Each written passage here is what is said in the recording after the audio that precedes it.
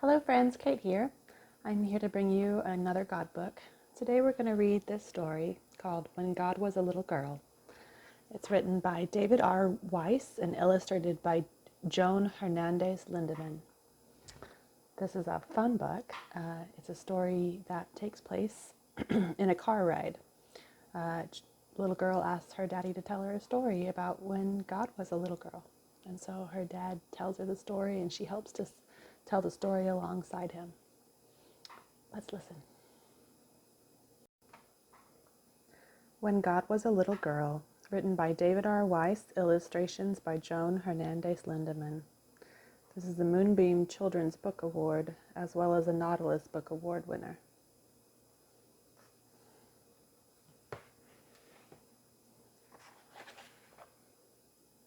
A story about God, creation, and what it means to be human.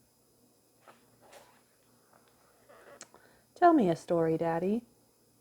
It's a long car ride from Madison, Wisconsin to Decorah, Iowa, and a good story always helps the miles to fly by. What kind of story? Tell me a story about when God was a little girl, she announced, her eyes twinkling with this divine little twist.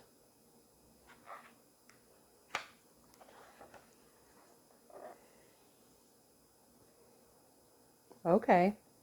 When God was a little girl, she liked art projects. Art projects? Susanna echoed in a delight from the back seat. Yes, art projects. She liked to do art projects just like you do, which is a good thing because that's how the world came to be. Really? Really. Let me tell you about it.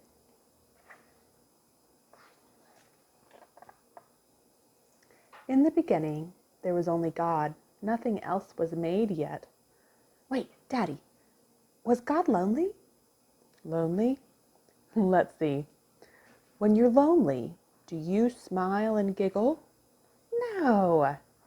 Well, then I don't think God was lonely, because already before anything was made, she was giggling. Giggling? Yep, giggling. Because she was imagining all the things she was going to make, and her imagination tickled her heart the way a feather tickles your ear.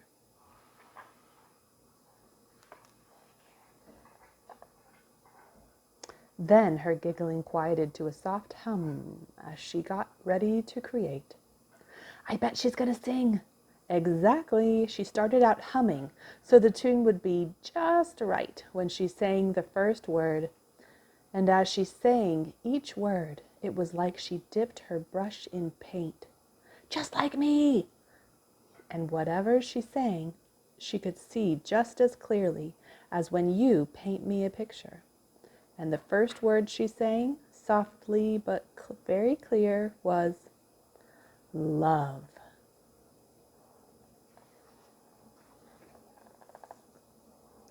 And the love looked like darkness. It was all dark. Ah, midnight blue, the color of the sky in the middle of the night. The deepest blue you can imagine, even darker than black. Why do you think love was that color? Because, Daddy, that's just like love. It's there, even when you can't see it. Love always finds you in the darkness. When it holds you close, you know you're home. That's beautiful, darling. So, before anything else was made, there was love.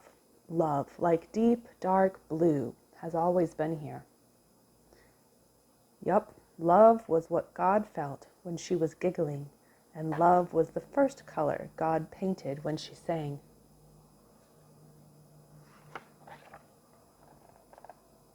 Next, God sang so loud she almost startled herself. Light! And bright yellow and white went splashing everywhere, like sunshine rushing through the windshield, so bright you can hardly see. So bright that even God had to squint, so she took a bunch of the light and rolled it into a ball and threw it into the sky, singing, Sun! Then she took a bunch of light and made another ball, and when she tossed this one into the sky, she sang its name like the sound of a lullaby. Moon! And then, Susanna, God got out the glue. The glue? Yes, and the glitter.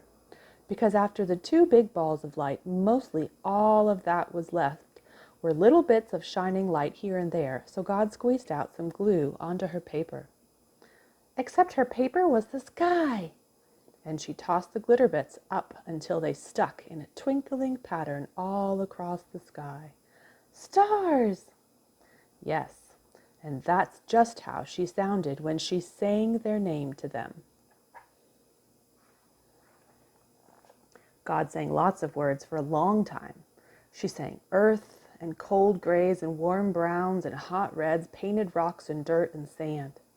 Oh, and God sang water, and she laughed out loud because all kinds of blue were splashing around, making big and small puddles everywhere. God sang green. And the earth and water and sun and love, they all danced together while God sang. And the green was like the sunflower seeds and bean seeds you helped me plant in the garden. God grew grass and bushes and trees and flowers of every color. God grew a great big garden just like we do. Yes, just like we do. It was a very pretty picture God painted, don't you think? Yeah. So what do you suppose she did next? I don't know. Yes, you do. What do you do when you make pictures? I give them to you. And that's just what God did. God made someone to share the picture with, someone who could giggle next to God at how pretty everything was. Who? Us. God took some earth and made us. She found the softest, nicest smelling earth, the earth that comes from plants when they turn back into dirt, and she called this earth humus. And she rolled the humus between her fingers just like you do when you play with clay. So then she smiled and giggled and she made humus beings, bunches of them. And each one was a little different. Some were the color of deep dark dirt. Some looked like the pale sand on the beach. Some were boys and some were girls, and some were taller and some were shorter. Some were thin and some were round, and God thought they all looked just right. And she sang to them that they were human beings. Then God set them in a big circle and asked, "What do you think?" They all looked at the garden and at each other, and they said, "This is good." And you know what God said? What? God said, "Thanks, but I'm not done singing yet." And while the human beings watched wide-eyed and God sang, "I know, her song painted every type of animal, and she said with a big grin, 'You can't have a party without lots of company.'" And she invited the human beings to help her, saying, "Now it's your turn to sing. Your special job in the garden is to be echoes of me. I made the animals with my singing. You get to name them with your singing." And then God explained, this is how you become friends with everything in the garden. See, it's a great big song. When you name each animal, and the plants too, you can hear how all the notes fit together. So all afternoon, God listened while the human beings sang names to every plant and animal in the garden and learned the great big song that mixed all the notes together. It sounded like a rainbow. The rainbow? The rainbow, Daddy, because they named each animal. The words fit together just like the colors in the rainbow. They made the whole picture look most beautiful. As the sun set, God yawned, like little girls do when they're tuckered out by big art projects. And she said, "Let's all take a nap. We'll have the party tomorrow." And so they did. And that's what happened when God was a little girl. Daddy, did it really happen like that? Sure it did. It always happens just like the stories say, even when the stories tell it differently each time. Daddy, came a sleepy voice from behind me. I love you. I love you too, Susanna. I love you too.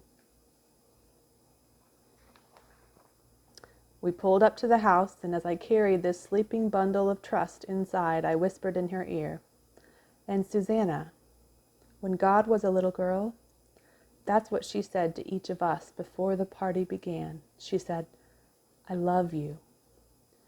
God made us to be little echoes of the giggles that she felt already before there was anything at all.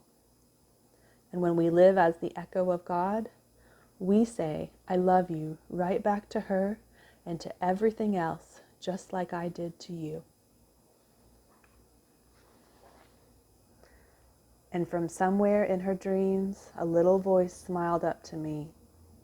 "I know, Daddy. That's why I asked you to tell me a story."